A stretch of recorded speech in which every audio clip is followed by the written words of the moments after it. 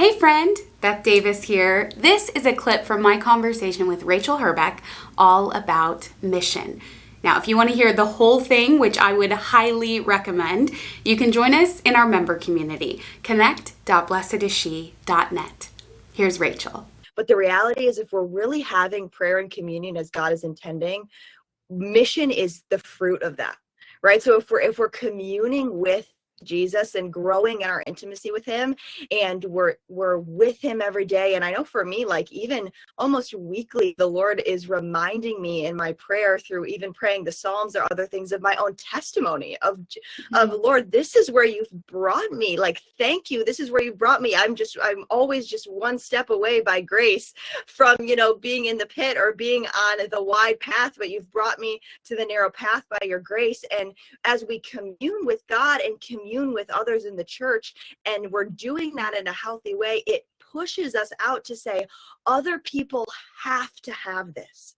And so that's like this distinction between, like, for me, so often it's not like this extra thing to say, well, can I fit another person in my calendar? Or like, from 2 to 4, I do mission, and this is what I do. And I just go out and I'm like, God, who do you have for me? But to say that every day when I wake up, I'm trying to keep the best I can, keep the habit of communing with the Lord. I'm trying to regularly have community with others where they're holding me accountable, where they're pouring into me, I'm pouring into them. And then the life of God that's in us through our baptism begins to grow. And as we're transformed into the image of Christ, it's like, this is coming out of me. It's like a champagne bottle that gets shaken up. You're like, this is coming out of me, and the Holy Spirit begins to work. And you're saying, everybody has to know about this. Everybody has to experience the love that I'm experiencing. Everybody has to receive the saving work of Jesus on their behalf. And so it becomes, again, an expression of our identity as disciples, instead of like this checked box that I have to do, Right. Rachel, maybe it's me. I just kind of want to linger here on this like mission and identity being linked, because even though I hear you and I desire that, and it sounds like the most natural course of things, that as I'm drawn into the life of Jesus, that it would begin to overflow in me and I would desire to share it with the world. The truth is that is not always my reality. And I don't think that I'm alone in that. So I feel like, can you like make it really practical? If this doesn't feel, if we don't understand or know or experience the desire to be missionary, in the natural way that you're describing, like, how do we get on board with that? Well, how do we receive that identity as missionary disciples? Yeah. I would say the first two things I'll say that are going to sound not super practical, and they're pretty simple. And the first thing I would say is, in your prayer time, as you're praying, whether you're sitting, maybe you're like, I sit down every day to pray the rosary, or you sit down to read scriptures or whatever it is, take some time to kind of like write along the lines of what we're talking about being missionary and wanting to be a missionary disciple. Just like, even if it's just one or a couple sentences, write your own little prayer to the Lord, asking him for that desire.